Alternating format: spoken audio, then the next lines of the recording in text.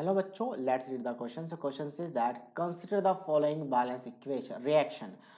These two reactions are given. This is a coordination compound and this is the first reaction and this is the second reaction.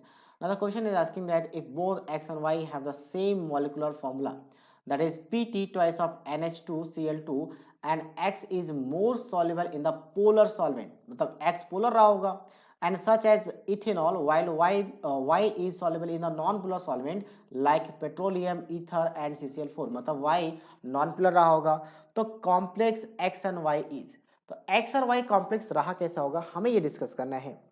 So basically यहाँ पे क्या इसके साथ जब react करते हैं NH3 के साथ तो दो NH3 यहाँ पे कंपाउंड आ रही है।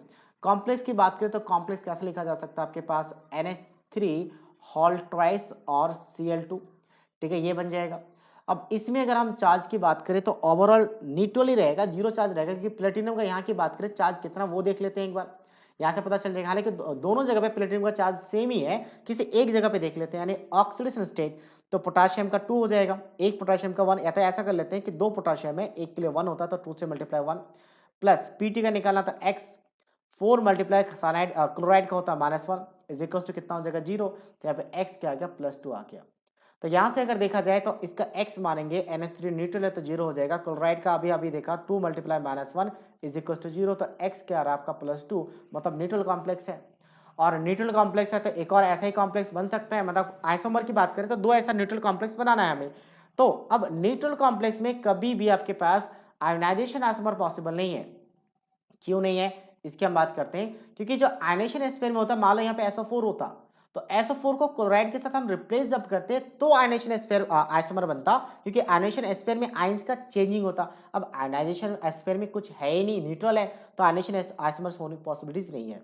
नेक्स्ट क्या आपका ज्योमेट्रिकल आइसोमर, हाँ ज्योमेट्रिकल आइसोमर पॉसिबल हो सकता है। तो ज्योमेट्रिकल के लिए हम क्या चेक करेंगे, देखो मेनली जो पीटी और पीडी होता है वो हमेशा क्या होता है स्क्वायर प्लेनर को शो करता है, क्योंकि कोऑर्डिनेशन नंबर 4 है तो टेट्राहेड्रल भी हो सकता था, और दूसरा क्या हो सकता था आपके पास टेट्राहेड्रल के साथ साथ आपके पास स्क्वायर प्लेनर। तो हमने स्क्वायर प्लेनर बनाया है क्योंकि पीटी पीडी हमेशा स्क्वायर प्लेनर ही शो करता है, याद रखें। तो अब यहाँ पे दो पॉसिबिलिटीज है, दो पॉसिबिलिटीज क्या कि दोनों क्लोरीन को जब ऑपोजिट में रखेंगे यानी दोनों सेम ग्रुप को ऑपोजिट में रखेंगे तो उसे कहते हैं ट्रांसफॉर्म, और वही दोनों सेम ग्रुप अगर 90 डिग्री पे आ जाए 90 डिग्री पे तो उसे कहते हैं हम लोग सिस फॉर्म। और इसमें देखा जाए तो डायपोल मोमेंट क्या होगा, यहाँ पे NH3 के केस में यहाँ पे मोर इलेक्ट्रोनेगेटिव एटम है तो क्या होता है डायपोल मोमेंट लेस इलेक्ट्रोनेगेटिव से मोर इलेक्ट्रोनेगेटिव की तरफ एक डायपोल क्रिएट होता है due to partial negative charge creation. तो इस केस में डायपोल मोमेंट क्या आ जाएगा एक्जैक्टली जीरो हो जाएगा, क्योंकि इक्वल एंड ऑपोजिट दिख रहा है दोनों साइड में, तो ये जीरो, तो जीरो तो मतलब ये क्या हो जाएगा आपका नॉन पोलर। और अगर ये नॉन पोलर है तो नॉन पोलर सॉल्वेंट में क्या रहेगा आपका डिसॉल्व करेगा मतलब सॉल्युबल होगा।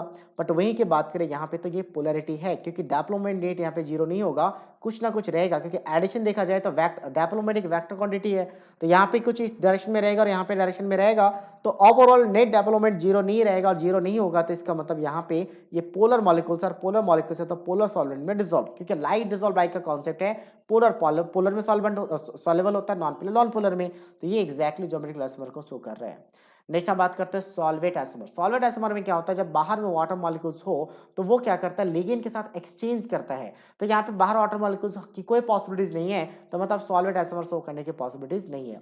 कोऑर्डिनेशन आइसोमर तो श्योर नहीं होगा, क्योंकि कोऑर्डिनेशन आइसोमर में दो कॉम्प्लेक्स ऐसे होने चाहिए और फिर क्या होता है दो डिफरेंट मेटल होना चाहिए पीटी और मान लो यहाँ पे पीडी है तो इनमें लिगेंड्स का एक्सचेंज हो जाता है, तो ये कोऑर्डिनेशन आइसोमर की पॉसिबिलिटीज नहीं है, एक ही आपके पास कॉम्प्लेक्स है, so that means only B is the right answer of this question. So I hope you understood it well. All the best.